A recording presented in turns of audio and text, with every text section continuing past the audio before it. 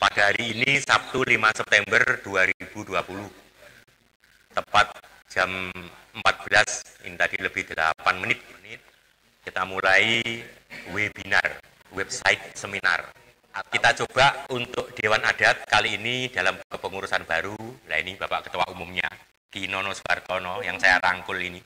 Nah, ini mencoba memberikan apresiasi atas usulan-usulan dari aspirasi anggotanya, yaitu perlunya digelar seminar, tapi tidak seminar konvensional dalam gedung ruangan yang penuh, namun tetap tanpa mengurangi hakikat dari arti seminar, kita bisa jarak jauh seperti ini. Yang kedua, Bapak Ibu yang kami hormati, dari seminar ini nantinya kita akan merumuskan langkah baru dari kepemimpinan baru pula untuk Dewan Adat 3 tahun ke depan. Pada poin inti narasumber yang kami hadirkan itu ada 4. Yang pertama nanti Bapak Ahmad Susilo dari Kepala Dinas Pariwisata Pemuda Olahraga Kabupaten Mojokerto. Yang kedua Bapak Edi Widodo dari BPCB Jawa Timur Trowulan. Yang ketiga Bapak Rino Wicaksono PhD dari Jakarta sana, Tangerang. Kemudian yang keempat mantan Dirjen Pendidikan dan Kebudayaan Bapak Profesor Dr. dari Untoro Derajat.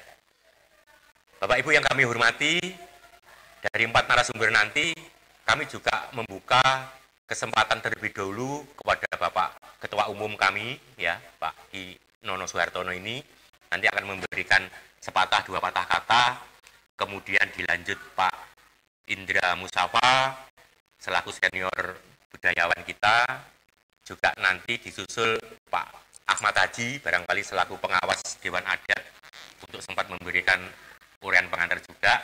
Setelah itu langsung nanti ke narasumber. Setelah narasumber, moderator memberi kesempatan kepada penanya di rumah. Secara ringkas itu yang akan kami sampaikan, nanti kita juga menghemat waktu. Kiranya itu dulu dari kami, terus kami persilakan Bapak Ketua Dewan Adat Ki Nono Suhartono untuk memberikan pengantarnya pada acara webinar ini. Dipersilakan Ki Nono, monggo. Assalamualaikum warahmatullahi wabarakatuh. Rahayu, salam budaya, salam sejahtera bagi yang beragama lain. Selamat sore, saya Ketua Dewan Lembaga Pelestari Adat Budaya Majapahit yang baru, Ki Nono Suhartono. Pada sore hari ini akan mengajak saudara-saudari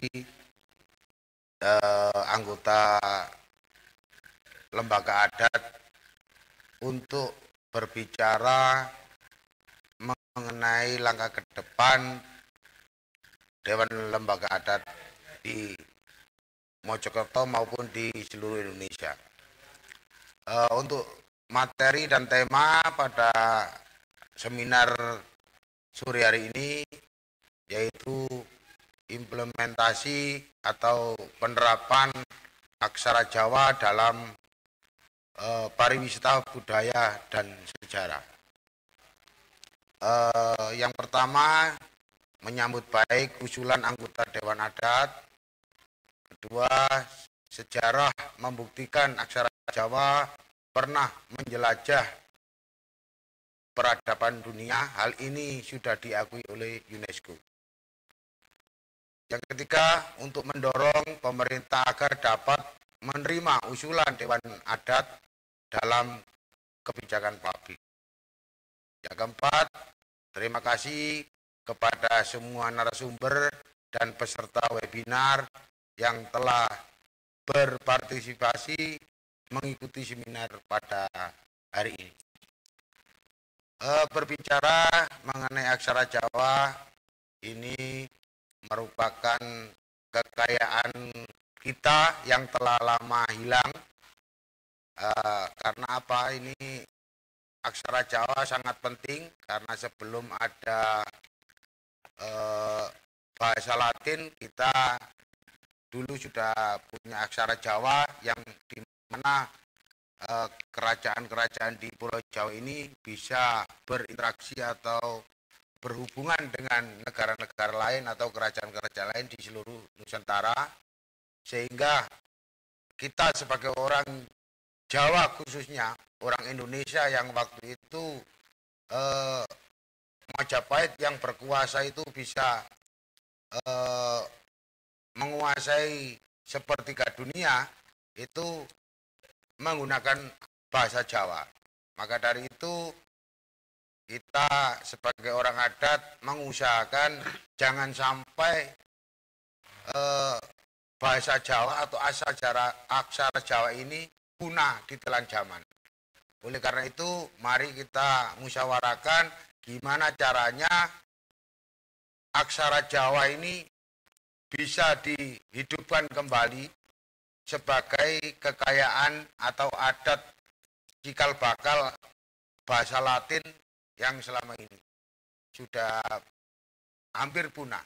Maka dari itu mari kita bicarakan, kita sebagai Dewan Lembaga Pelestari Adat Budaya Majapahit yang baru menginginkan sumbangsi pemikiran atau nasihat-nasihat dari para budayawan di seluruh Indonesia agar kekayaan kita itu hidup kembali atau tidak hilang, di mana kita sebagai orang Jawa khususnya harus membanggakan aksara Jawa karena dulunya itu adalah bahasa kebanggaan kita, dan sekarang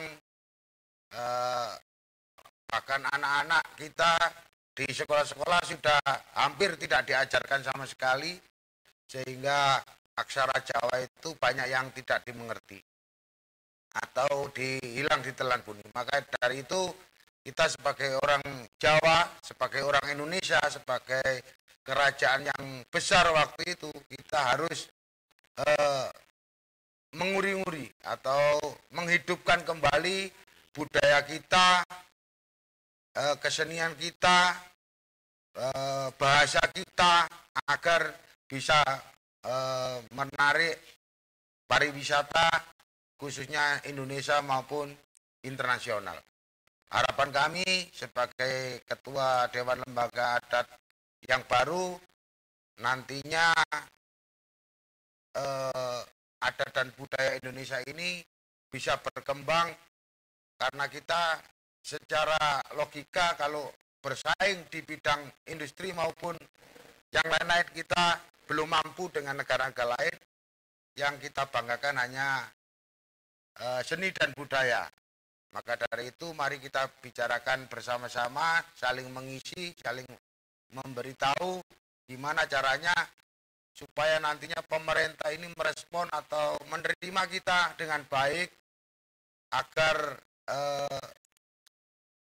budaya di Indonesia ini tidak habis ditelan zaman atau terpengaruh dengan budaya-budaya asing yang mungkin kurang cocok dengan kehidupan kita sehari-hari.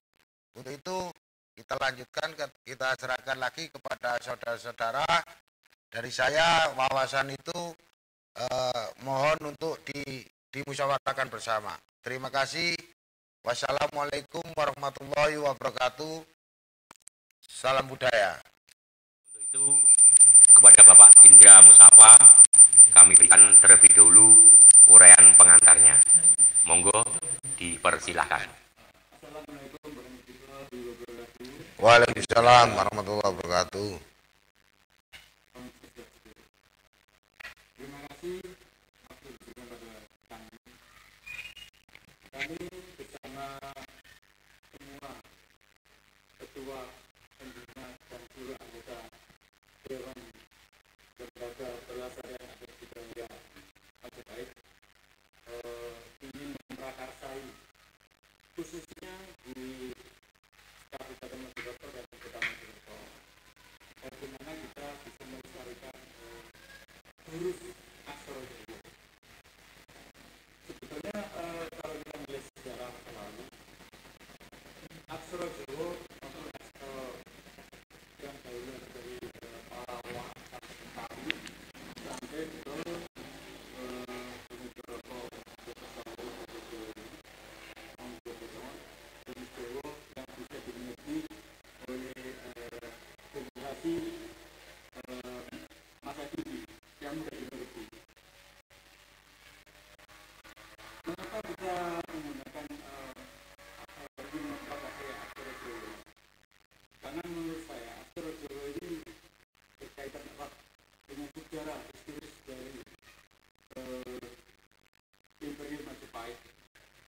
mana leluhur kita ini dulu semua menggunakan aksara Jawa yang ada abad 17 kemudian disitulah merupakan ada kaitan dengan merah dengan sejarah Majapahit sampai kepada turunnya yang sebenarnya masyarakat Islam.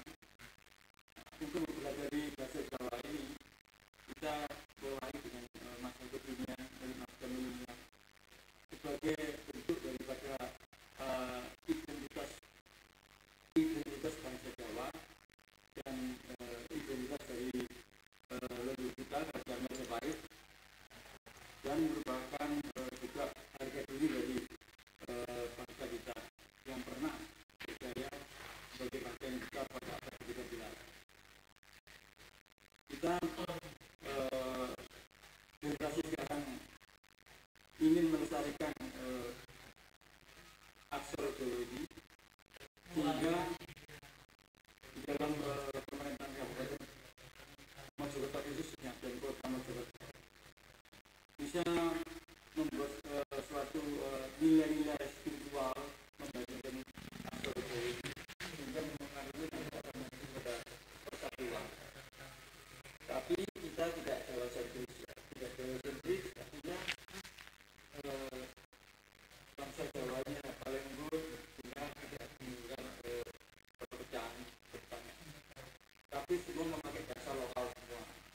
Dan kita melihat ini terinspirasi dari kota Jakarta maupun Solo maupun Bali yang telah mulai menggunakan aksara daerah.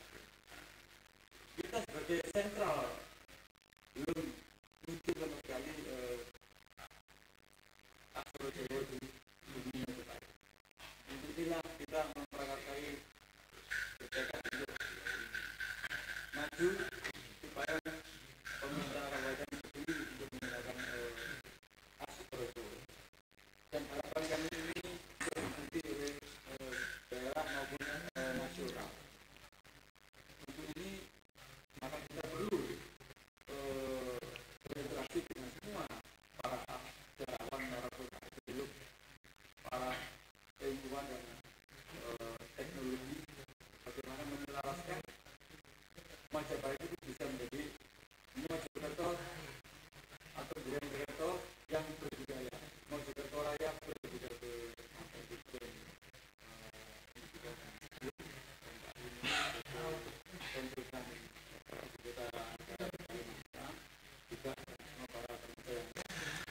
juga belajar dari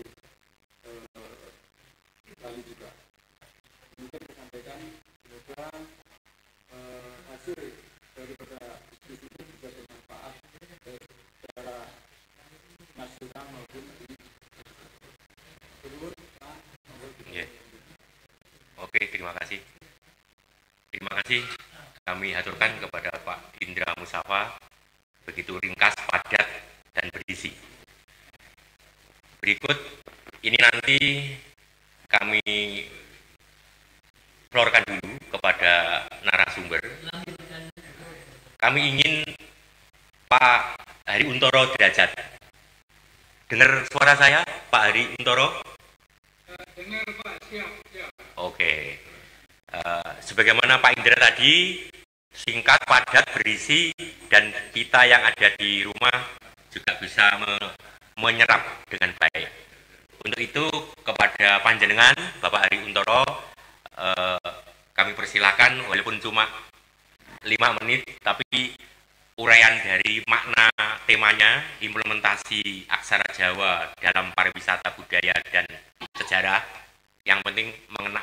Jadi pariwisata ini adalah seluruh kegiatan yang terkait dengan sesuatu yang terintegrasi, yaitu terkait dengan interaksi dengan wisatawan, dengan berbagai konstitusi, tapi juga terkait dengan masyarakat. Itu yang pertama yang sangat penting. Jadi pariwisata ini tidak terlepas dari kondisi masyarakat dan nilai budaya yang ada di rumah. Jadi Bapak Ibu sekalian, tentunya pariwisata perlu adanya suatu fasilitas, yaitu berupa layanan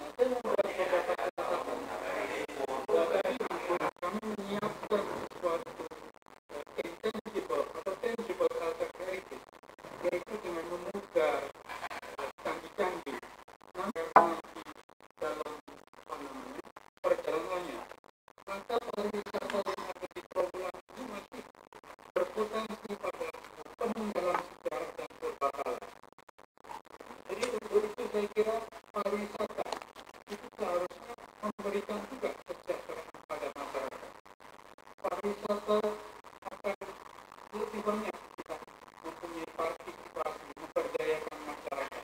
Nah, apakah ini terjadi? Nah, saya kira Adat tadi menyampaikan bahwa akan berinisiatif. Saya kira baik sekali. Nah, di dalam pembangunan pariwisata itu bukan hanya industri, bukan hanya pemasaran, bukan hanya kelembagaan kepariwisataan seperti yang saya sebutkan, tapi yang kita bicarakan sekarang ini hanyalah pada destinasi pariwisata. Jadi baru pada destinasi pariwisata, yaitu destinasi yang mempunyai potensi sejarah dan kebakaran. Nah, itu menurut saya menjadi penting. Jadi destinasi ini adalah destinasi yang sering disebut dengan culture heritage. Nah, apakah setting heritage sudah kita buka? Ini yang menurut saya belum. Sudah ada beberapa yang berjalan, tapi kuliner yang ada. Nah, Bapak Ibu hadirin di dalam webinar ini, saya merasakan bahwa perlu ada dorongan secara strategis, yaitu kawasan trawulan. Ini perlu diangkat secara strategis. Nah, diangkat secara strategis itu ada di Undang-Undang Pariwisata jelas. Di sana sudah ada pemetaan Undang-Undang Pariwisata dari 222 daerah kawasan yang ada. Maka diangkat beberapa daerah. Nah, yang terangkat menjadi premium itu baru Toba, Borobudur, Mandalika, dan beberapa. Dari 222 tempat, maka ditingkatkan lagi menjadi 50. Dari 50 tinggal 10, termasuk Bali. Tapi saya kira perlu ke depan itu. Saya kira Pak Rino ini ahlinya untuk membuka kawasan dan kawasan trawulan. Ini kawasan strategis. Pertanyaan saya, apakah sudah pernah menjadi usulan dari kawasan strategis? Nah, elemen di dalam pariwisata tadi saya sebutkan sebagai destinasi. Maka ada 5 hal atau 6 hal, yaitu yang pertama tentang pertunjukan. Ada 3 hal: atraksi, amenitas, aksesibilitas, auxiliary, imaging, practice atau price. Nah, kita baru bicara tentang atraksi. Belum berbicara pada nanti yang lebih luas, yaitu tentang amenitas atau akomodasi hotel dan lain sebagainya. Jadi saat ini kita hanya berbicara tentang atraksi, yaitu atraksi yang nanti ujungnya pada aksara dan budaya dan sejarah.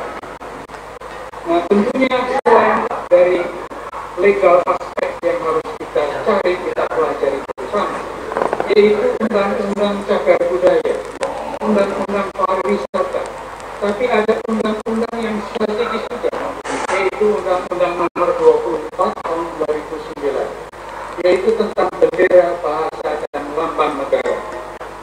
Ini sangat berkaitan dengan aksara.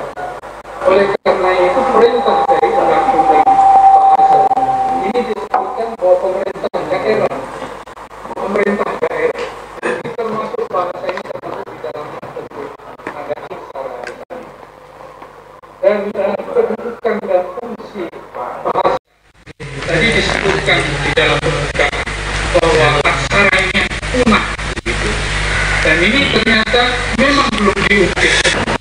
Jadi kalau tidak diteruskan, ini bukan menjadi budaya, tapi menjadi punah rusak dan mungkin hanya bisa dilihat di museum. Oleh karena itu perlu ada istilah yang disebut dengan preserve by record, dilestarikan, diuri-uri, diangkat kembali yang punah tadi. Nah, keterkaitan dengan budaya dan pariwisata itu keterkaitannya adalah bahwa budaya adalah komodifikasi, budaya adalah produk yang bisa diangkat. Tentu komodifikasi ini merupakan hal yang penting karena ada 2 hal. Pariwisata juga akan bisa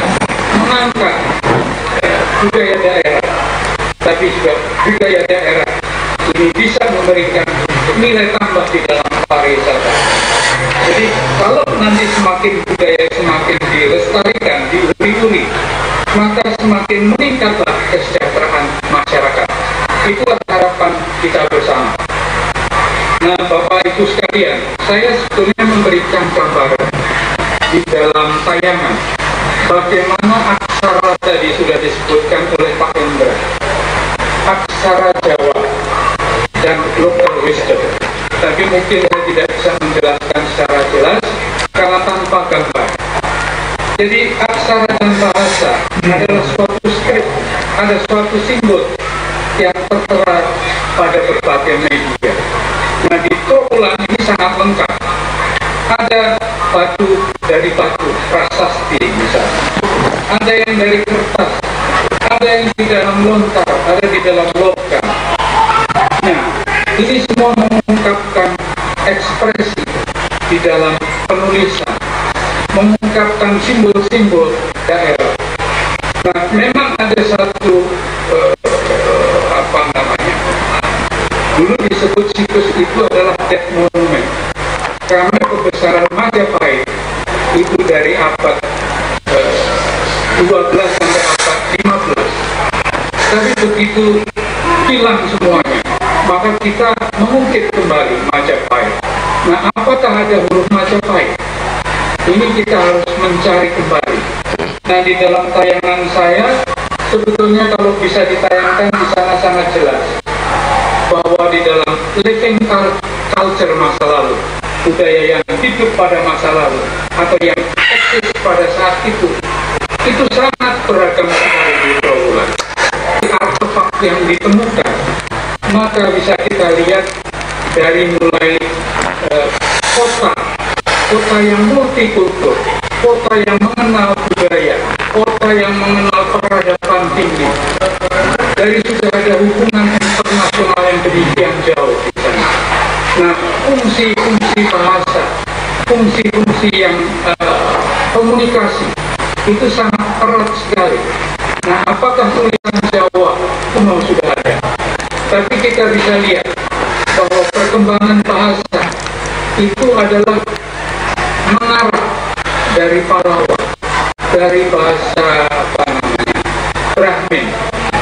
Nah, ini berkembang sampai nanti ada bahasa Injung di Kerinci, ada bahasa Bali atau tulisan Bali aksara Bali. Nah, saya sebetulnya memberikan gambaran-gambaran bahwa di dalam aksara-aksara ini sudah diimplementasikan tadi di Jogja, itu bisa digambarkan. Ini juga merupakan bagian dari wisata untuk membelajarkan tadi ada keinginan punya ikon dari tulisan-tulisan lama.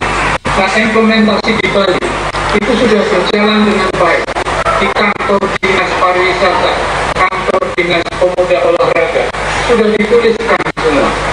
Nah, saya menyampaikan bahwa di Injung tadi, di Kerinci, tempat ini itu sudah ada batik dengan aksara. Kenapa di trawulan tidak ada misalnya implementasi seperti itu? Kemudian kursus-kursus. Nah, sekarang ada satu kegemaran baru anak muda di Jakarta, ingin belajar sesuatu yang unik, ingin belajar pada budaya. Akhirnya diajarkan di Museum Nasional. Misalnya soal tadi belajar membuat huruf Wonocoroko. Jadi kalau Bapak Ibu minta dipilihkan mana huruf yang paling tepat, tentu bukan huruf yang terisi pada Pallawa, tapi yang di belakang Pak Rino yang digambarkan itu adalah tulisan Jawa yang sekarang bisa berkembang dan mudah dibaca. Karena yang berkaitan dengan Kawi, berkaitan dengan Pallawa, ini agak sulit untuk dimengerti. Nah, menurut saya komunikasi di dalam pariwisata ini menjadi penting.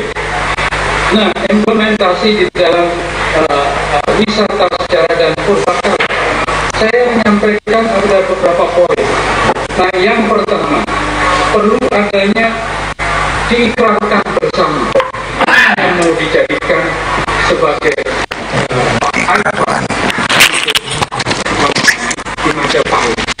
Karena kalau kalau kita lihat ini implementasi yang di aksara Bali misalnya, terus tadi kalau bisa yang huruf-huruf banyak tadi bisa dibuka lagi. Nah ini kita tahu Bapak Ibu mau melihat ini ada aksara Pallawa, tapi kalau bisa yang dipilih yang di pertengahan, bukan bahasa daerah Injung dan lain sebagainya, tapi kita kembali ke tadi yang mana. Nah yang di tengah tadi adalah huruf bahasa yang kita bisa mengerti sekarang. Coba dibuka kembali pada yang sebelumnya, yang huruf yang kembali, dan itu terus kembali tadi, terus nah ini itu, nah ini dia. Tentu kita bisa lihat dari sebelah kanan nomor 1, 2, 3, 4, 5, 6, ketujuh dari kanan. Itu bahasa Jawa yang mudah kita kenali. Ada bahasa Bali, bahasa Lampung. Kalau kita menggunakan salah satu huruf ini, maka huruf itu akan bisa digunakan dalam pengertian orang Bali bisa membacanya, orang Lampung bisa membacanya, karena ada basic penanda tertentu yang sama. Jadi terus coba, nah sekarang pada implementasi coba dibesarkan, dimunculkan. Nah implementasi aksara Jawa dalam budaya dan sejarah, maka yang paling penting pertama adalah goodwill kita bersama, yaitu mengikrarkan atau mahabbah mana yang dijadikan huruf. Nah perlu menunjukkan ulang tahun Majapahit misalnya, itu diluncurkan pada kembali ke kekayangan. Baik, kalau tidak kita langsung saja. Jadi perlu goodwill yang pertama. Yang kedua adalah perlu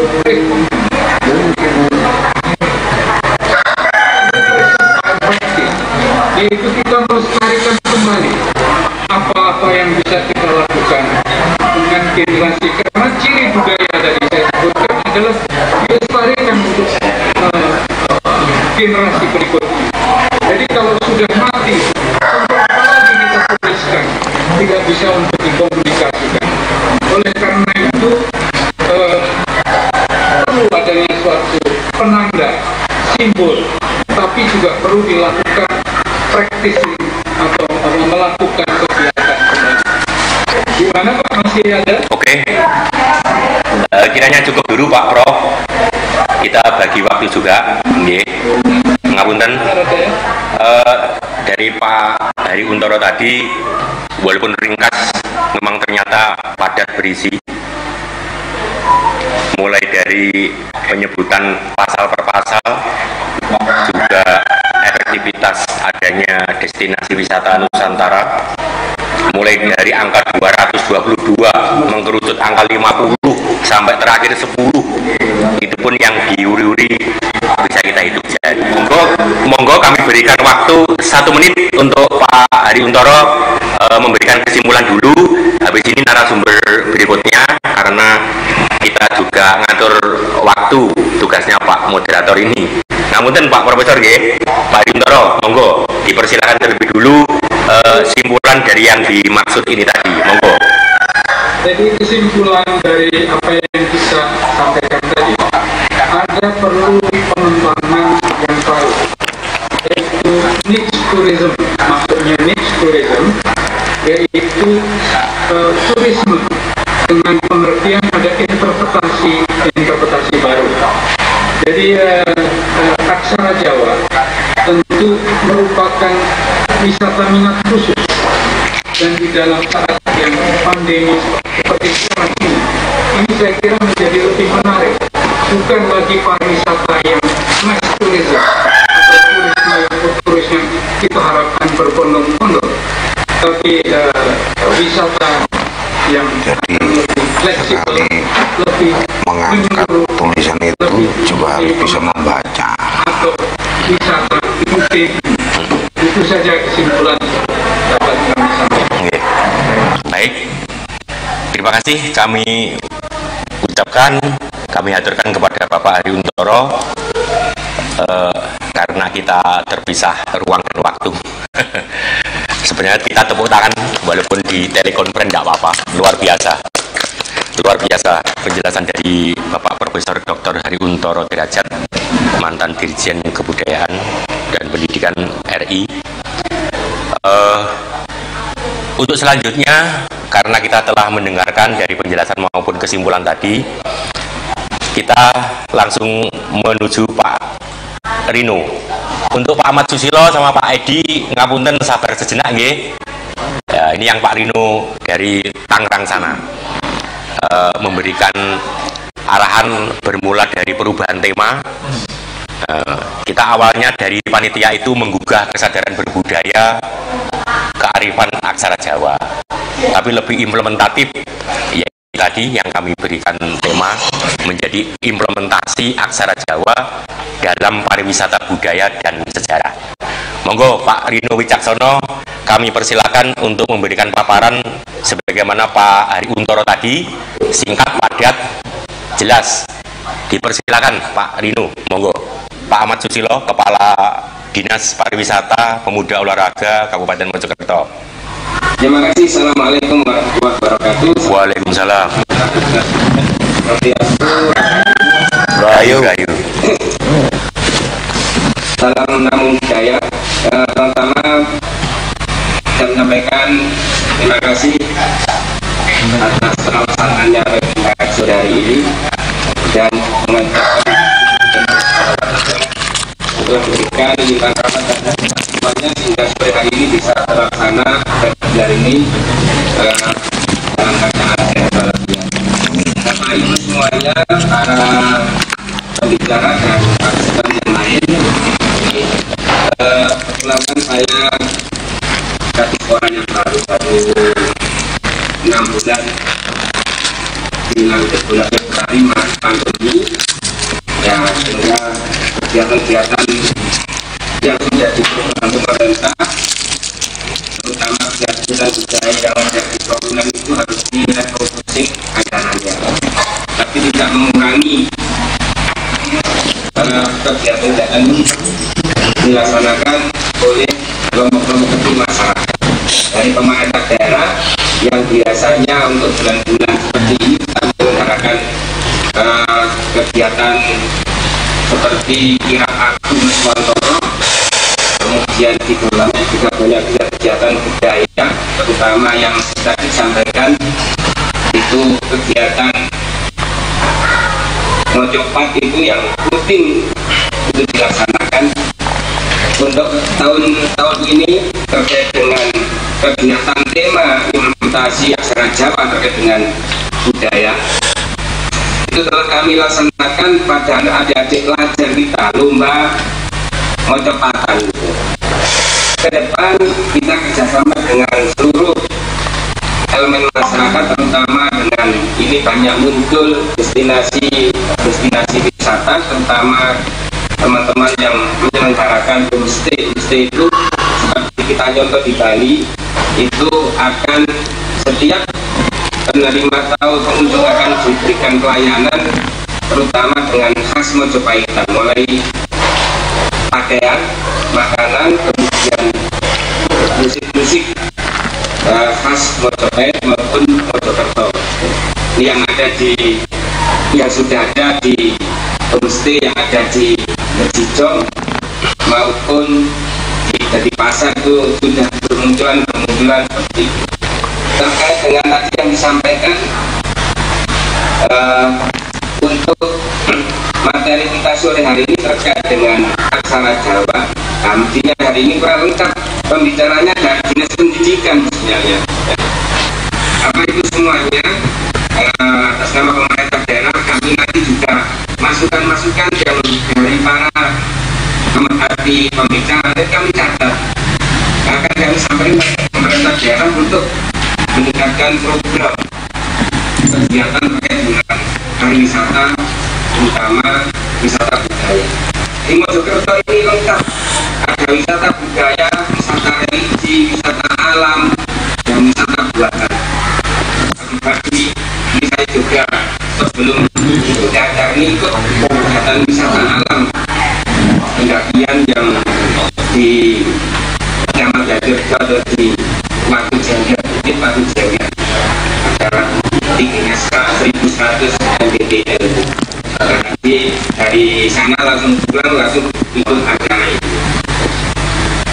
Masukan-masukan dari semua elemen yang ikut hari ini dan kami sampaikan kepada kami sehingga yang bisa segera diimplementasikan, kita implementasikan bekerjasama dengan para pihak-pihak yang ada di sana. Kemarin keliling banyak sangat di sana. Mungkin nanti masukan dari profesor tadi akan kerjasama dengan samping ikut ada sanggar tadi, ada AD dan sebagainya, itu nanti kita masuki untuk kegiatan apa itu pelestarian aksara Jawa. Kami media sekarang termasuk kami masih muda tapi belum banyak mengerti terkait dengan tulisan aksara Jawa. Makanya dasar-dasar nilainya jelek. Kalau itu karena di sekolah hanya 2 jam mata pelajaran, setelah itu ya udah seminggu lagi baru ada pelajaran Jawa lagi, itu pun tidak perlu ke pendidikan aksara Jawa. Nah, mungkin nanti ada kita masukkan kepada dinas pendidikan untuk barangkali di ekstrakurikulernya, ekstrakurikuler terkait dengan kemudian seni batik itu juga kita masuki batiknya ya dari terkait dengan aksara Jawa seperti itu. Kemudian selanjutnya terkait dengan wisata yang tadi yang kita disinggung, wisata budaya yang ada di Rolani ini pada masa ini juga itu kegiatan yang biasanya dilaksanakan pemerintah daerah, ada ritual yang melibatkan masa besar. Sekarang ini sedang dilakukan, masih dilakukan pembatasan, tapi kami tetap memberikan pembinaan pada kelompok-kelompok kecil yang ada di masyarakat, terutama di Trawulan ini. Kegiatan yang biasanya dilakukan pada saat bulan Suro seperti ini, monggo tetap dilaksanakan. Seperti kemarin ada kolnya Jumatin Kubro, biasanya dilakukan pemerintah dengan ada besar-besaran. Kami mengimbau pada pemerintah desa untuk tetap melaksanakan, tapi dengan skala kecil, sehingga untuk menghadapi penyebaran COVID-19 kita tidak menginginkan mengundang biasanya dari luar daerah. Untuk sementara ini masih khusus untuk internal di lingkup desa maupun kecamatan di Trawulan. Itu barangkali Bapak Ibu semuanya, terutama moderator, yang mungkin nanti ada diskusi selanjutnya nanti kita ikuti bersama-sama. Baik. Wassalamualaikum warahmatullahi wabarakatuh. Waalaikumsalam. Salam. Rahayu. Nggih. Matur suwun Pak Ahmad Susilo, Kepala Dinas Pariwisata Pemuda Olahraga Kabupaten Mojokerto. Kalau Pak Hari Untoro tadi itu ada perlunya ikrar bersama dari pemangku kepentingan, ya pemerintah, pelaku budaya, kemudian pemerakarsa dana dan sebagainya. Itu semua dilibatkan dalam bentuk ikrar bersama. Luar biasa. Kalau Pak Ahmad Susilo, karena juga beliaunya terjun langsung ke lapangan, bahkan ini tadi diakui habis ikut wisata alam. Jadi di Mojokerto ada wisata budaya, ada wisata alam, ada wisata religi, bahkan wisata buatan. Matur suwun Pak Ahmad Susilo. Dari pembicara ketiga Pak Rino, Pak Operator sudah siap tadi ya. Nah, Pak Edi Abdi Widodo ngapunten mantun niki nggih, niki Pak Rino Wicaksono Rumiyin ingkang badhe matur. Monggo Pak Rino Wicaksono diberi kesempatan untuk memberikan paparannya. Nggih. Apakah sudah terlihat Pak materi saya? Sudah. Nggih, sudah Pak Rino, sudah terlihat dari operator. Sudah ya? Nggih. Bagus Pak, sudah Pak. Nggih. Oke, baik, terima kasih. Nggih. Selamat sore pada semua. Selamat sore. Kalau kiai kan pemimpin agama, kalau aki kan orang tua, tapi kalau ki kan para cendekia dan para arif bersama. Jadi judul saya adalah implementasi aksara Jawa dalam kepariwisataan, dan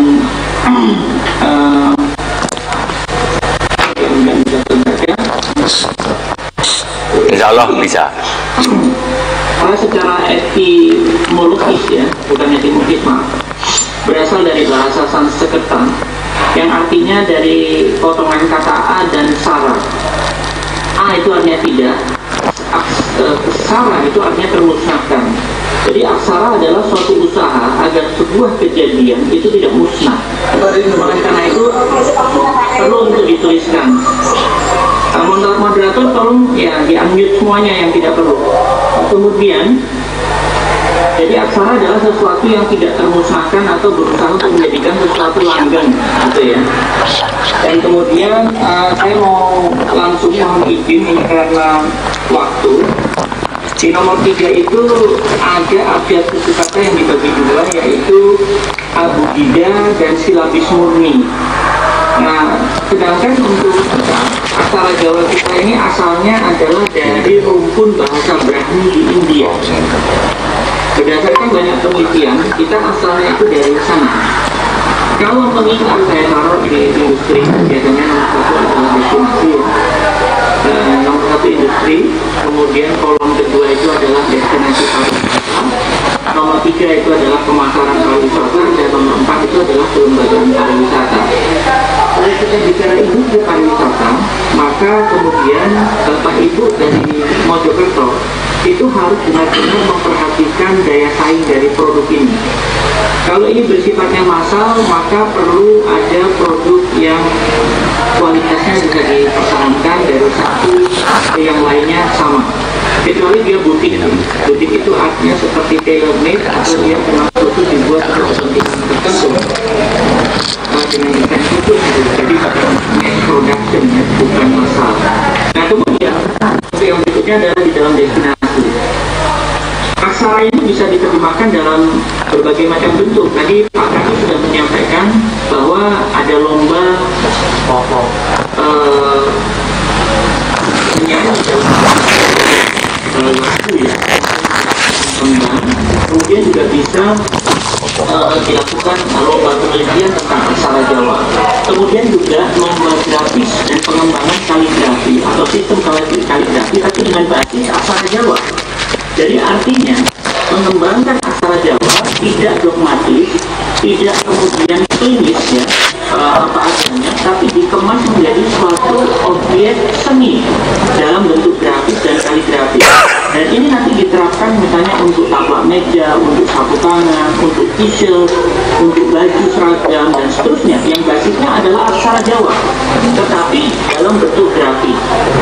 Nah, kemudian juga kalau kita lihat wisata alam, di kolom yang kedua itu ada saya sebut misalnya hiking, canoeing, jogging, camping.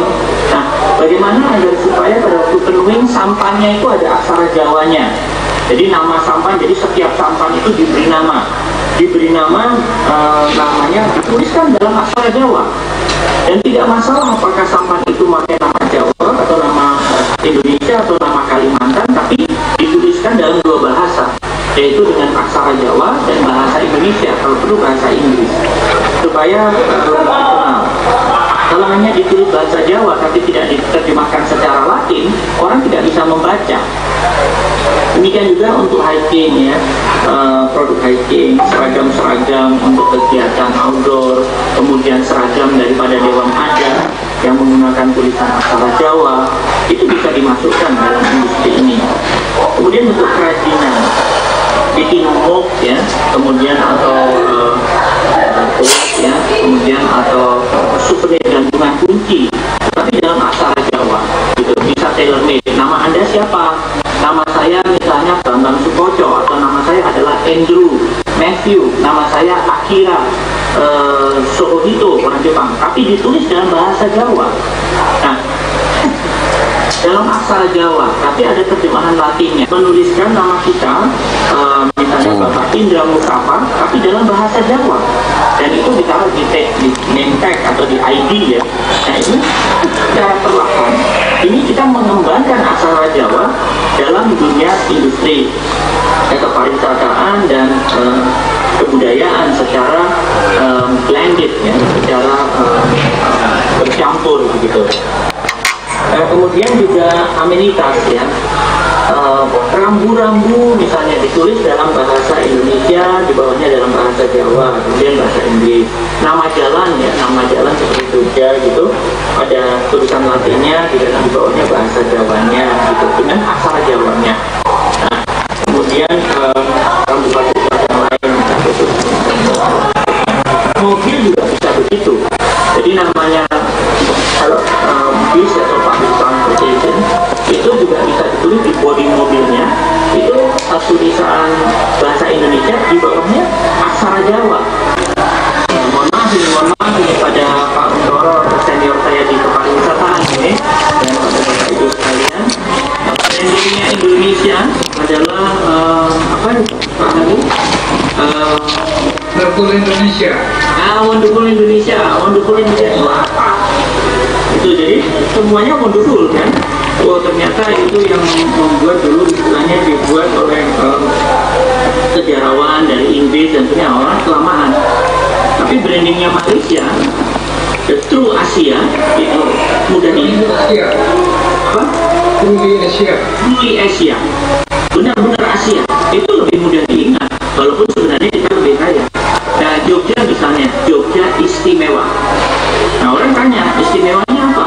Lalu dia mulai bicara mengenai sejarahnya yang istimewa, kemudian mengenai penataan kotanya yang istimewa, kemudian mengenai fashionnya yang istimewa, kemudian kulinernya yang istimewa, dan seterusnya.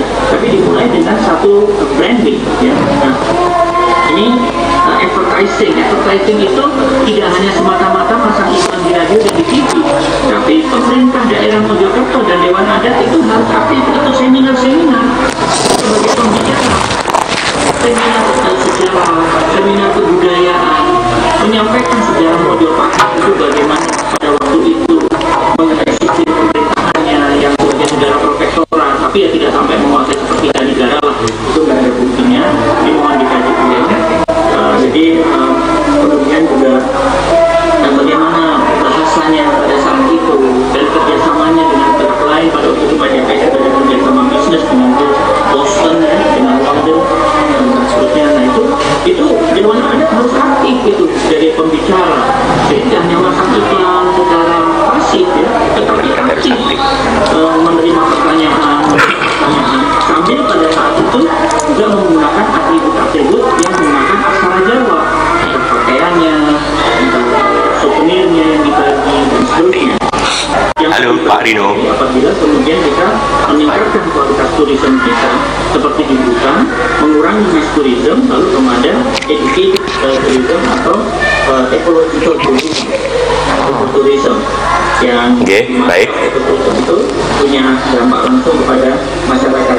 Kalau itu Pak Rino ya. Mendengar suara saya. Oke, kalau itu sudah habis ya waktunya. Kesimpulannya kami beri waktu 1 menit Pak Rino, kesimpulan dari panjenengan paparan tadi. Oke, baik.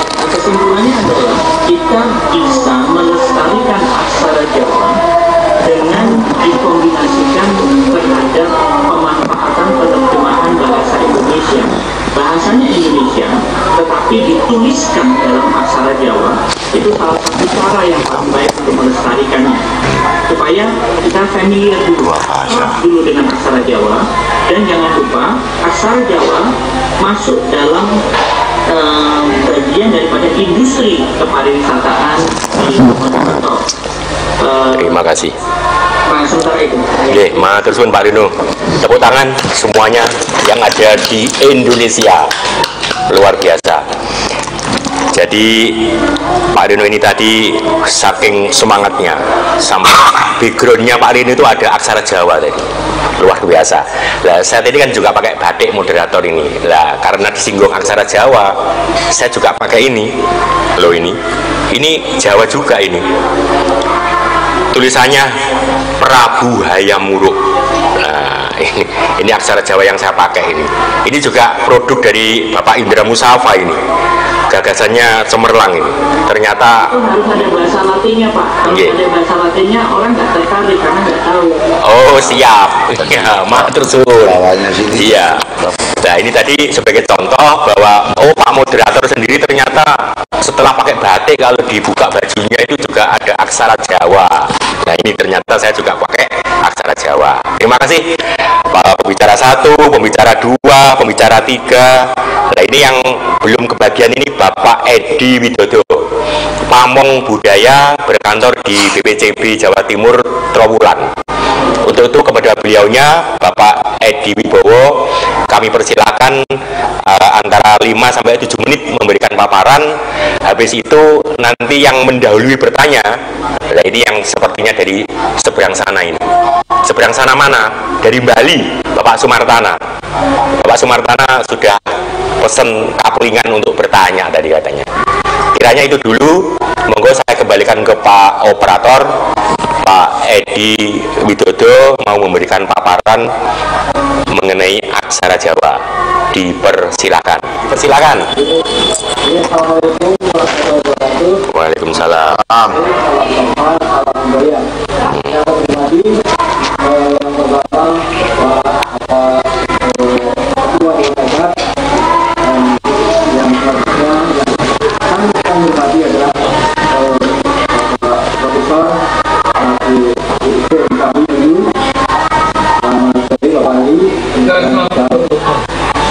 Bapak Rino yang beberapa waktu yang lalu juga lalu pengetahuan yang tentu saja Pak ya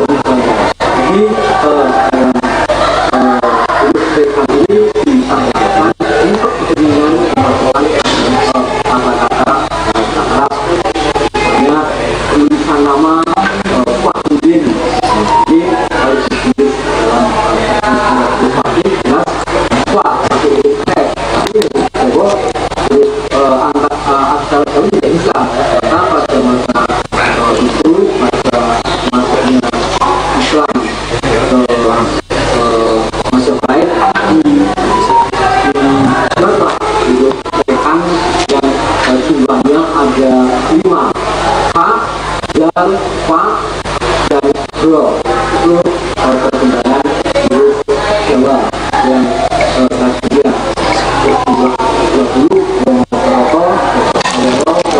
dulu namun untuk memenuhi pelan virus Arab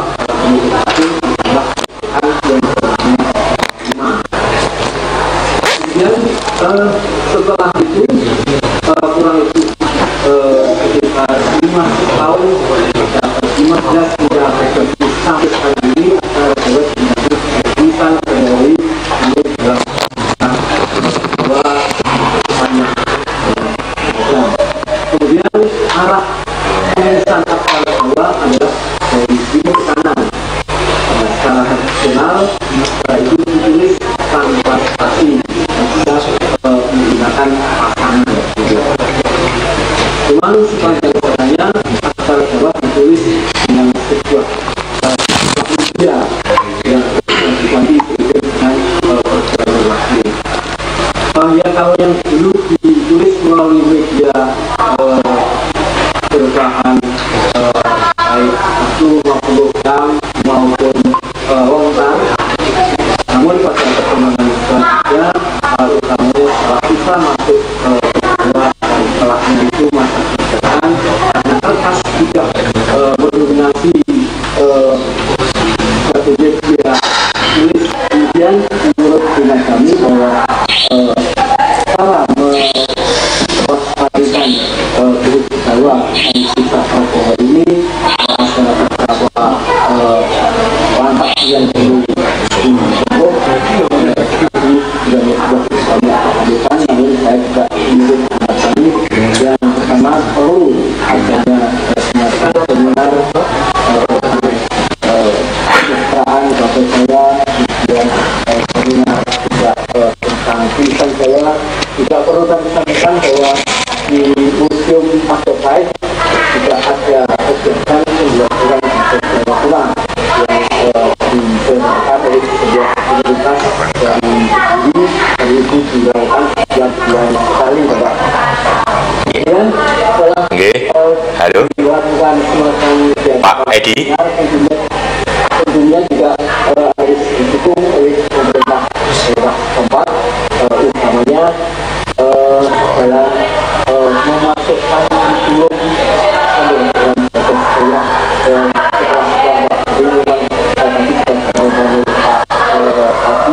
Oke, Pak Edi, mohon break sebentar. Ini kita tetap mengatur waktu karena ini tadi Pak Profesor Hari Untoro mau izin juga, jadi meninggalkan tempat karena ada webinar berikutnya. Untuk itu mohon kesimpulan saja dulu dari Pak Edi Widodo. Setelah itu nanti ada penanya dari Bali. Jadi sebelum Bapak Hari Untoro meninggalkan tempat, maksud kami nanti ikut menjawab dari pertanyaan peserta webinar ini yang dari Bali, Bapak Sumartana. Kiranya itu dulu Pak Edi, monggo disimpulkan, nanti akan kami bagikan waktu ini kepada peserta yang akan bertanya. Monggo Pak Edi kesimpulannya. Ya, ini kesimpulan yang kami ambil bahwa kesejahteraan Jawa harus dilestarikan. Dilestarikan dalam hal ini tidak hanya bentuk fisiknya saja, namun juga dalam bentuk isinya atau nilainya sesuai dengan amanat yang ada di Undang-Undang Perubahan Undang-Undang tahun 2010 dan bahwa pelestarian sampai budaya ataupun dalam ini tidak naskah yang sudah tulis tapi harus baca bisa mempertahankan kebebasannya nilai budaya dan sekaligus nilainya, bukan hanya fisiknya tapi juga nilainya. Dan kemudian itu yang bisa kami sampaikan bahwa pelestarian itu tidak hanya berupa fisiknya, namun juga nilai yang terkandung dalam. Oke, terima kasih. Terima kasih.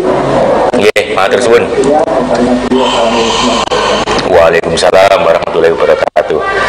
Dari Dari 4 pembicara sudah kita dengarkan semua paparan-paparannya. Ada beberapa item yang barangkali pihak peserta ya ini tadi sudah ngapling ke kami, ke panitia, yaitu dari Bali, Bapak Sumartana dari Bali. Nah ini mumpung juga Bapak Hari Untoro belum meninggalkan tempat ini karena mau pamit 15.45 juga ada webinar berikutnya. Untuk itu dipersilakan yang peserta dari Bali, budayawan dari Bali Bapak Sumartana, monggo. Salam sejahtera, salam namo budaya, salam kebajikan. Saya Nyoman Sumartana, penerus Majapahit di Bali. Biasanya ini jadi penerus Majapahit di Pulau Nawasana ya. Sharing dan urut pendapat ini saya sampaikan kepada semua narasumber. Saya sangat setuju aksara Jawa, bukan saja aksara Jawa, tapi aksara Nusantara semua harus bangkit. Karena bahasa menunjukkan bangsa. Intisarinya adalah aksara. Aksaranya bangkit, bangsanya bangkit. Aksaranya punah, bangsanya punah. Termasuk di bidang pariwisata, di semua elemen. Kalau kita mau bangkit di bidang pariwisata, inilah aksara yang mau kita harus mulai. Dan itu sudah terbukti di Bali. Namun tadi ada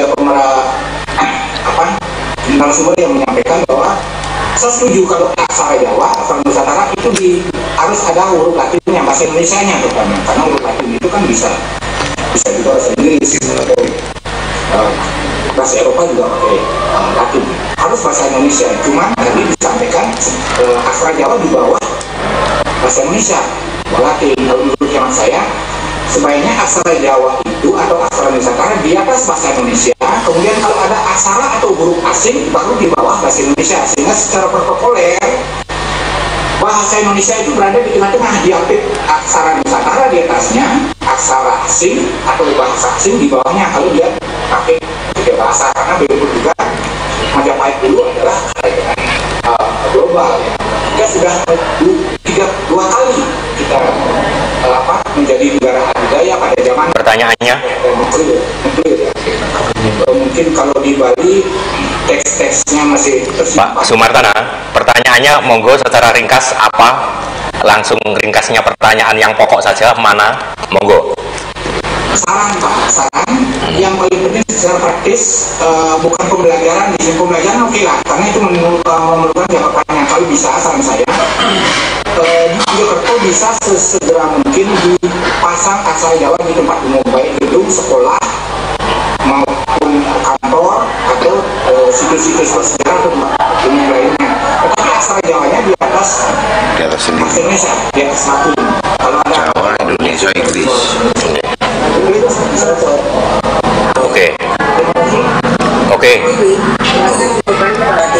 Oke, terima kasih Pak Sumartana. Habis ini Bu Mary habis ini mau bertanya. Jadi inti dari budayawan Pak Sumartana dari Tabanan Bali tadi ternyata bukan bertanya pemirsa, tapi menghimbau atau menganjurkan atau memberikan ya saran sesegera mungkin di Trowulan ini atau Mojokerto ini aksara Jawa segera diimplementasi, diterapkan. Nah, sekarang giliran Ibu Mary dari Surabaya ini, Bu Mary. Monggo Bu Mary dipersilakan pertanyaannya. Nggih. Nggih. Selamat sore. Selamat sore. Salam budaya. Salam budaya. Terima kasih saat ini. Saya langsung aja Pak, tadi nggak minat waktunya sudah sangat banyak ini yang pertama saya mau ke Pak Dirjen dulu. Pertanyaan saya bahwa Bapak dulu ada juga membangun di BPJP ya. Jadi untuk masalah pariwisata sudah lama ya Pak Dirjen. Saya mau bertanya, sebagai saya sebenarnya sebagai wisatawan, otomatis saya menginginkan suatu kenyamanan seperti yang saya Bapak katakan bahwa harus ada kerjasama dan harus ada saling memahami antara wisatawan entah wisatawan religi atau wisatawan destinasi yang bermacam-macam yang ada di Mojokerto. Menurut Bapak bagaimana yang harus dilakukan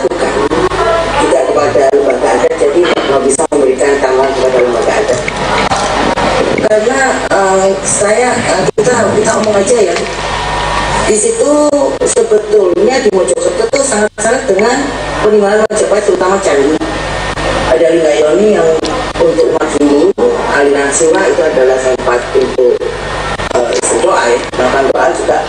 Ada juga untuk vihara yang bisa dikenal di Bukit.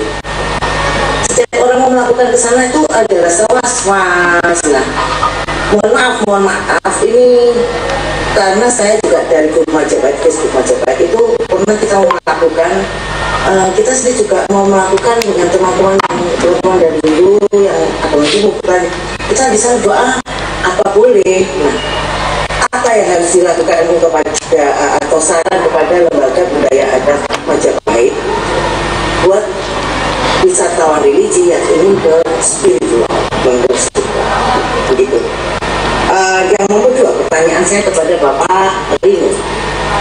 Bapak Rino tadi menyatakan bahwa betul kita semua dari bahasa kita adalah Brahmi, terutama bahasa Sanskerta dan bahasa Sanskerta adalah bahasa sastra yang hanya ditulis untuk khusus untuk orang-orang yang tingkat tinggi, jadi untuk para brahmana dan kerajaan. Sedangkan untuk umum itu ada bahasa sendiri. Mohon maaf, saya sangat lupa bahasanya karena tidak umum, belum pernah dibuka, belum pernah diberikan kepada umum. Saya lupa namanya.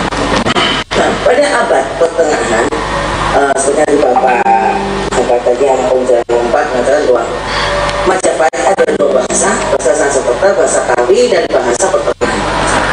Untuk Mojokerto, mohon maaf sekali, kalau kita memakai aksara Jawa harusnya disesuaikan dengan aksara Jawa di masa Majapahit. Mengingat bahwa Mojokerto itu ikonnya adalah Majapahit. Kalau kita memakai aksara Jawa yang sama dengan Jawa Tengah, sudah berubah. Artinya di pertengahan itu juga ada bahasanya juga sama, hampir sama dengan tulisan yang sama sekarang yang dari Bapak pembicara katakan bahwa ada kesamaan 20 huruf. Tetapi pada masa pertengahan Majapahit itu lebih banyak pada masa pertengahan dengan bahasanya yang mungkin agak berbeda dengan bahasa Jawa sekarang. Seperti kalau bahasa Jawa sekarang itu mengatakan bahwa sampean, panjenengan. Tapi pada zaman masa itu, seperti yang ada di suku Tengger dan suku Osing, mereka mengatakan adalah Rika. Ini salah satu contoh saja. Jadi kalau menurut panjenengan Bapak Rino, apakah memang bahasa ini harus sama dengan bahasa Jawa yang sekarang, ataukah dengan bahasa pertengahan untuk menulis aksara? Siap. Gitu. Terima kasih, Bu Mary. Ya, mengingat bahasan betul nggak Pak? Di Jawa Timur ada 7 dialek Pak Rino. Maaf saya menerangkan, di Jawa Timur ada 7 dialek. Ada bahasa Madura, ada bahasa Arek, ada bahasa Tengger, Osing, Pendalungan, dan Pulonan. Nah, kita mengingat ini Mojopahit ini semua adalah bawahan Mojopahit semua. Monggo Pak, saya minta apa yang harus dilakukan untuk memberikan lembaga adat Mojopahit untuk melaksanakan dengan aksara Jawa dan mengadakan pariwisata dengan nyaman dan aman. Terima kasih. Nggih, matur suwun Bu Mary pertanyaannya. Untuk Pak Hari Untoro masih di tempat? Saja ya Pak Kartini, saya menjawab. Oke, nggih. Nggih, dipersilakan. Terima kasih Bu Mary atas pertanyaannya. Jadi saya bekerja di Trowulan itu sejak tahun 86 menyiapkan pemugaran termasuk Candi Brahu, Ringin Lawang, itu yang saya kerjakan. Kemudian berikutnya itu tahun 80-an.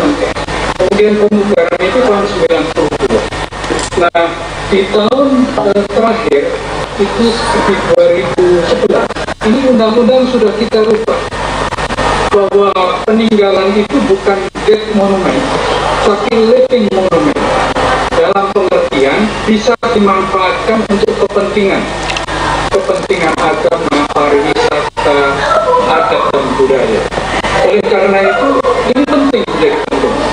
Jadi pemanfaatan untuk religi, upacara, kalau masih ada was-was, tentu adat ini, dewan adat bisa mengadvokasi, ikut memberikan jalur untuk karena walaupun undang-undang undang-undang sudah ditelurkan, sudah dirubah, tentu ada sesuatu hal kesenjangan yang demikian jauh. Mungkin juga sosialisasi undang-undang ini belum sampai ke bawah. Jadi kalau ada sesuatu yang sifatnya khusus seperti upacara agama, tentu ada ketentuan-ketentuan di daerah yang nanti bisa dinegosiasi, bisa diberitahukan. Iya, kalau misalnya, karena saya ambil contoh, pada suatu saat yang sama untuk Borobudur dan Prambanan, seringkali izin untuk menggunakan ini upacara yang berbagai macam, termasuk waktu masuk tahun 2000. Itu ada 17 upacara di Candi Prambanan, sehingga pihak BPJB ini juga mana yang harus diberikan didahulukan. Oleh karena itu penting adanya sesuatu peran serta dari Dewan Adat untuk memberikan perkuatan dan advokasi. Itu tambahan saya untuk Ibu, dan mohon maaf saya mohon izin karena ada acara selanjutnya. Nggih, matur suwun. Terima kasih. Assalamualaikum. Nggih. Untuk Pak matur suwun Pak Ariuntoro nggih. Matur suwun Pak Ariuntoro atas partisipasinya sebagai narasumber. Pak Ariuntoro, nanti kapan hari nanti kita yang jelas akan ketemu di darat. Matur suwun rawuhipun untuk ikut partisipasi dalam acara webinar ini. Kemudian dari pertanyaan Bu Mary tadi, atau mungkin juga menanggapi Pak Sumartana, dipersilakan untuk Pak Rino. Pak Rino, mendengar suara kami. Pak Rino, monggo. Ya, Bu Mary, terima kasih. Yang pertama ya, Jawa yang mana yang kita akan gunakan? Apakah yang Brahmi India, kemudian Kawi atau Jawa kuno, atau Jawa yang sudah di blending dengan pengaruh bahasa Arab? Menurut dugaan saya, bahasa Jawa yang lebih tua, lebih miskin karakter dan lebih miskin vocabulary. Sampai dengan sekarang masih ada beberapa bahasa yang miskin terhadap pengungkapan ekspresi. Seperti misalnya bahasa Ketun ya, itu tidak punya kata maaf. Kemudian banyak orang Indonesia tidak memahami bedanya kata sorry dalam bahasa Inggris dengan kata apology. Jadi kalau kita mendengar dalam film atau orang mengatakan I'm very sorry, yang artinya sebenarnya adalah saya sangat menyesalkan keadaan itu, diterjemahkan oleh orang Indonesia adalah saya minta maaf. Itu karena kemiskinan bahasa Indonesia yang tidak bisa membedakan kapan kita menyesalkan kejadian yang terjadi dan kapan kita minta maaf karena kejadian yang diakibatkan. Nah, kemudian yang berikutnya adalah saya cenderung untuk menggunakan bahasa Jawa modern. Karena kalau menggunakan Jawa yang lama, siapa yang bisa bertanggung jawab bentuknya seperti apa, siapa penelitinya, dan apa gunanya? Orang tidak ada lagi zaman sekarang orang Indonesia, orang Jawa menggunakan bahasa Kawi, karena pronunciation-nya bahasa Kawi itu menurut ahli sejarah yang saya ajak bicara dari UGM mengatakan bahwa dia lebih mirip bahasa Banyumas, Rika, Ngana, Ngapa. Itulah bahasa Kawi. Kita sudah nggak begitu. Nah, orang Jawa Timur juga tidak begitu. Nah, kemudian mengenai Majapahit, di mana suatu area kekuasaan itu bisa berkembang besar, menjadi kecil, kemudian menjadi medium, kemudian bahkan ada yang punah. Majapahit yang tadinya itu besar menjadi negara protektorat yang menguasai seluruh Jawa Timur dan kemudian menjadi negara yang memproteksi kerajaan-kerajaan kecil di tempat lain, dan itu disebut dengan protektorat Majapahit. Tapi orang yang diproteksi seperti Ceylon, kemudian misalnya Bangka, kemudian Papua, mereka tidak menyebut dirinya Majapahit, tapi mereka menyebut bagian daripada Imperium Majapahit. Jadi istilahnya adalah Commonwealth ya. Jadi Majapahit sendiri itu tidak pernah lebih besar daripada Indonesia, tetapi proteksinya itu lebih besar dari Indonesia, proteksinya. Nah, yang di bawah proteksi Majapahit, dan mereka bayar upeti ke Majapahit. Jadi persis seperti Commonwealth. British, the Great Britain, England sendiri itu kecil sekali England. Jadi kalau negara Great Britain itu dari North Ireland, Irlandia, North Ireland, Irlandia Utara, kemudian Skotlandia, itu. Dan ini menguasai 7 samudera dengan cara sistem Commonwealth. Ada negara kecil yang diserang dibantu, negaranya kelaparan dibantu. Itulah Majapahit zaman dulu. Sistemnya adalah protektorat. Jadi Inggris itu jangan-jangan mencontoh Majapahit. Masuk. Gitu loh. Nah, terus kembali lagi bahwa bahasa Jawa itu adalah bahasa Jawa yang modern. Saya malah cenderung mengusulkan, ayo dikembangkan bahasa Jawanya. Kalau masih bikin karakter, tambah lagi, gitu loh. Jadi supaya bahasa Jawa ini berkembang seperti bahasa Indonesia atau bahasa Inggris gitu loh. Tapi jangan berusaha menguasai menjadi bahasa nasional. Itu nanti pasti banyak musuhnya. Tapi menjadi salah satu kekayaan nasional, ya, menjadi satu kekayaan nasional.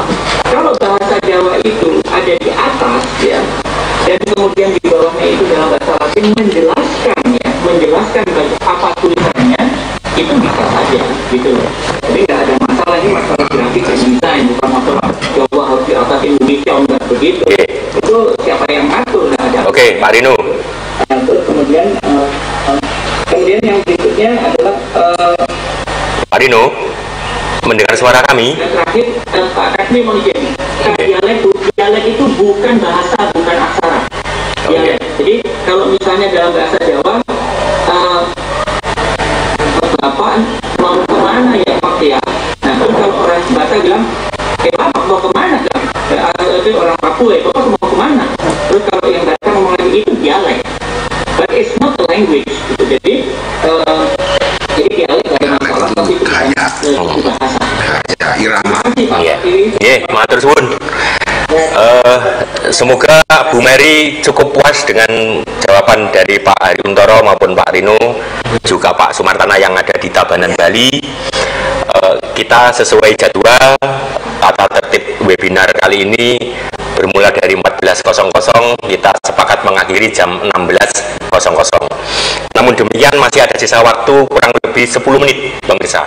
Bapak Ibu peserta webinar dimanapun berada, saat ini ada yang dari Jakarta, dari Kalimantan Timur, Samarinda, dari Tabanan, Bali, juga di seluruh kota di Jawa Timur yang saat ini mengikuti webinar dengan penyelenggara Dewan Lembaga Pelestari Adat dan Budaya Mojopahit.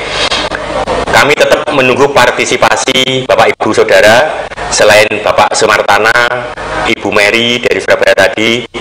Yang lain kami mempersilahkan untuk bertanya atau akan menambahkan sesuatu statement atau harapan kelak bagaimana implementasi aksara Jawa ini benar-benar memberikan pengembangan dalam dunia kepariwisataan.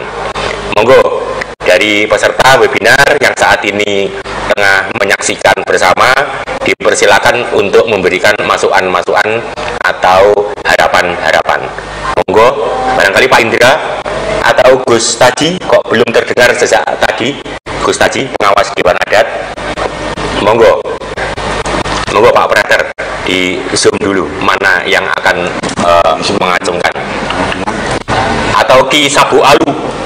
Ada Ki Sabu Alu dari Mbetro Kemlagi, barangkali mau tanya, atau Bunda, monggo Bunda yang mau bertanya dipersilakan juga.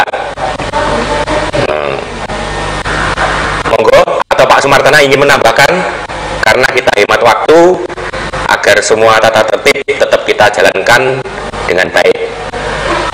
Monggo. Oh Pak, nggih, monggo. Kita memakai di Bali juga tidak memakai bahasa Bali, tidak memakai aksara yang dipakai hasil zaman kerajaan, tapi yang dipakai adalah aksara Bali yang mirip dengan aksara Jawa.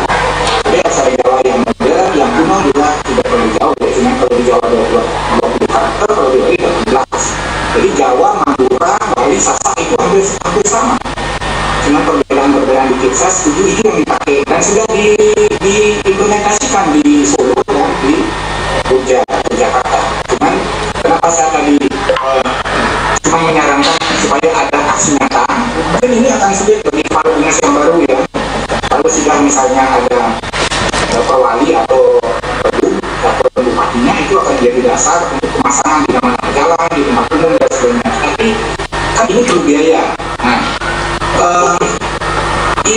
bisa dilakukan. Misalnya semua anak ini menerima bansos lewat jalur yang tidak di APBD itu bisa saja, sehingga Dewan Adat menggerakkan untuk pemasangan asal jalan. Cuma tetap asal jalan di atasnya, penjelasannya asal latihnya di bawahnya. Kalau di bawah, karena ada asal asing dari. Terima kasih. Oke, terima kasih Pak Sumartana dari Tabanan, Bali. Kami mengapresiasi dari harapan Bapak. Semoga di Trowulan sebagai pusat historisnya era Mojopahit terdahulu dapat kita uri-uri kembali, kita bangkitkan semangat kembali atas kearifan lokal tersebut.